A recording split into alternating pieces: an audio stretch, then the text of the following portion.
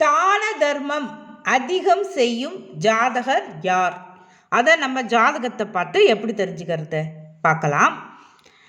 ஒரு ஜாதகத்தில் அந்த ஜாதகர் தான தர்மம் நிறைய செய்யணும், அதாவது அடுத்தவங்களுக்கு கொடுக்கணும், அடுத்தவங்களும் நல்லா இருக்கணும் அப்படிங்கிற ஒரு சிந்தனை, அடுத்தவங்களுக்கு செய்யணும் அப்படிங்கிற ஒரு எண்ணம் யாருக்கு இருக்கும், எந்த ஜாதகருக்கு இருக்கும் அப்படின்னா, லக்னத்திலிருந்து எண்ணி வருகின்ற 9ஆம் வீட்டு அதிபதி ஆட்சி உச்சம் பெற்றிருக்கணும். அவர் நல்ல முறையில் பலம் பெற்று இருக்கணும். அந்த ஜாதகத்தில் 9ஆம் அதிபதி பலம் பெற்று இருந்தார். 9ஆம் இடம் சிறப்பாக இருந்தது, சுபகிரகங்கள் பார்வையில், அல்லது 9ஆம் இடத்துல சுபகிரகங்கள் இருந்து இந்த மாதிரி 9ஆம் இடம் பலம் பெற்று இருந்தால் அந்த ஜாதகருக்கு இந்த சிந்தனை அதிகமாக இருக்கும். தர்ம சிந்தனை, அடுத்தவங்களுக்கு கொடுக்கணும் அப்படிங்கிற எண்ணம் அதிகமாக இருக்கும். ஆனால் அது அவருக்கு அதிகமாக கொடுக்கணுமே, தான தர்மம் அதிகமாக செய்யணுமே, அப்போ அவருக்கு வேணுமே, அவர் கையில் டப்பு வேணுமே. அப்போ அவருக்கு என்ன பார்க்கணும் நம்ம? அதுக்கு 12ஆம் வீட்டை பார்க்கணும். 12ஆம் வீட்டு அதிபரும் ஆட்சி பெற்று இருக்கணும். அதாவது 9ஆம் அதிபரும் நல்லா இருக்கணும், 12ஆம் வீட்டு அதிபரும் ஆட்சி பெற்று நல்ல பலமாக சிறப்பாக இருக்கணும் அந்த ஜாதகத்தில்.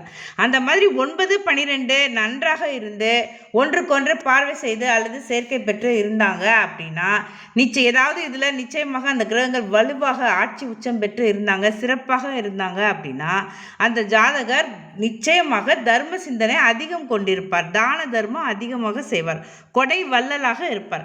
அதாவது தனக்கு வேணும் அப்படின்னு நினைக்கவே மாட்டாங்க, தங்கிட்ட இருக்கிறத அத்தனையுமே கூட வாரி கொடுத்துருவாங்க அடுத்தவங்களுக்கு. அந்த அளவுக்கு தர்ம சிந்தனை அதிகமாக இருக்கும், கொடை வள்ளலாக இருப்பாங்க.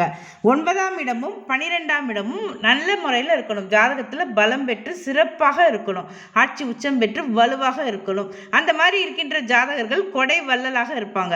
ஆனால் அதே நேரத்தில் நம்ம இங்கே இன்னொன்று விஷயத்தையும் தெரிஞ்சுக்கணும். அந்த 9ஆம் இடத்துலையோ 12ஆம் இடத்துலையோ ஏதாவது தீய கிரகங்கள் இருந்தாலோ, அல்லது அந்த 9ஆம் வீட்டையோ 12ஆம் வீட்டையோ தீய கிரகங்கள் பார்த்தாலோ, அல்லது 9ஆம் அதிபருடனோ 12ஆம் அதிபருடனோ ஏதாவது தீய கிரகங்கள் சம்பந்தம் பெற்றிருந்தாலோ, இங்கே தீய கிரகங்கள் அப்படிங்கிறது சனி, ராகு, இவங்க தான் மெயின். இந்த மாதிரி அல்லது லக்ன அவயோகிகள், யாராவது பாதகாதிபதி அல்லது ஏதாவது மாரகஸ்தான அதிபதிகள், அந்த மாதிரி அவயோகர்கள், அவங்க யாராவது சம்பந்தம் பெற்றிருந்தாங்க அப்படின்னா அடுத்தவங்களுக்கு கொடுக்கணுங்கிற எண்ணம் சுத்தமாக இருக்காது. அதாவது 9ஆம் வீடு 12ஆம் வீடு நல்ல முறையில் இருந்தாலும் அங்கே தீய கிரகங்கள் இருந்துட்டாங்க அப்படின்னா அந்த எண்ணம் சுத்தமாக இருக்காது.